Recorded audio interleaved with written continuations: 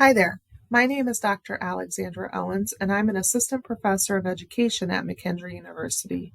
Today I'm going to show you how to administer and score the MASI-R oral reading fluency measure, which can be found in the text Assessing Reading Multiple Measures. The MASI-R oral reading fluency measures is a curriculum-based measure that is designed to determine a student's oral reading fluency and accuracy. It consists of student passages and teacher record forms for grades 1 through 6. The 3 student passages for each grade level are administered at one time. MASI-R assessment results can help determine if there is a reason to further explore the student's educational needs or to adjust curriculum and instruction. Assessment of reading fluency is a good overall estimate of students' reading proficiency and a strong predictor of success in reading comprehension. The literature documenting the relationship between reading fluency and reading comprehension is extensive. It indicates a linkage that is both causal and reciprocal. Decades of research have validated the use of fluency-based measures for making essential instructional decisions.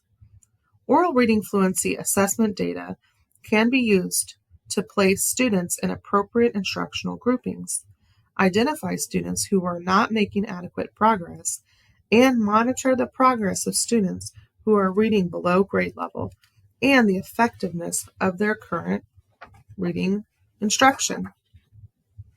The directions are the same for administering each of the grade level student passages A, B, and C. The same directions are to be followed for each passage. Please note that the directions say, "Please begin," and to start, and "Thank you" to finish. Do not substitute language that might suggest the reading fluency assessment is a race, such as starting with "Ready, set, go," or finishing with "Stop." Directions. Place the teacher record form on a clipboard so the student cannot see it. Set a timer for 1 minute. Place the copy of student passage A in front of the student. Say, when I say "please begin," read aloud the first word in the passage and then continue reading across the line. Demonstrate by pointing to the first word and then sweeping your finger from left to right below the first line of text. Say, "Keep reading until I ask you to stop." Then say, "Please begin." When the student reads the first word, start the timer.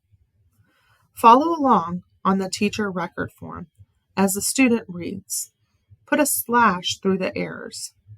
See a scoring for further explanation on page 78 of Assessing Reading Multiple Measures. At the end of 1 minute, say, "Thank you." Put a bracket after the last word the student reads before the timer ran out. Follow the same procedure for administering student passages B and C. Let's take a look at scoring. What counts as an error?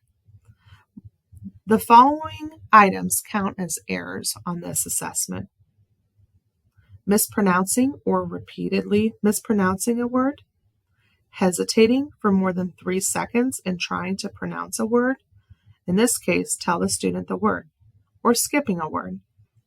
What does not include an error on this assessment? Self-correcting the pronunciation of a word within 3 seconds.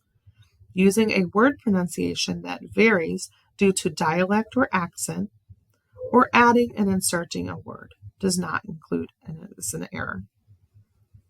Let's learn how to calculate the scores.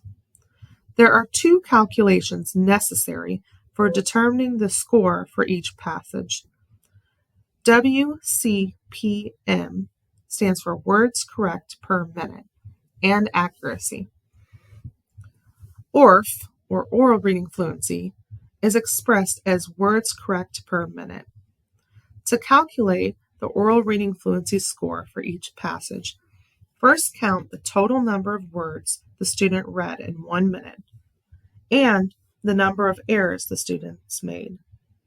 Then subtract the errors from the total number of words read. For example, if a student reads 84 words in 1 minute and makes 2 errors, the oral reading fluency score is 82 words correct per minute. On each of the 3 grade level teacher record forms A, B, C, enter the student's oral reading fluency score. After calculating the oral reading fluency score for each of the 3 grade level student passages, identify the highest score, the lowest score, and the median score. The score that is between the other 2. For example, if this first passage the student read 82 words correct per minute, the second passage was 85 words correct per minute, and the third passage is 79 words correct per minute, the median score is 82 words correct per minute. 82 is between 79 and 85. On the teacher record form for student passage C, enter the student's median oral reading fluency score. Accuracy score. To determine the percentage of accuracy by dividing the number of words read correctly by the number of total words read and then multiplying that number times 100. For example, if a student reads 70 words correctly out of a total of 80 words, the student's accuracy score would be 87.5%. By using 70 divided by 80 equals 0.875 times 100. After calculating the accuracy score for each of the 3 grade level passages, identify the highest score, the lowest score, and the median score, which is the score that is between the other 2. On the teacher record form for passage C, enter the student's median accuracy score.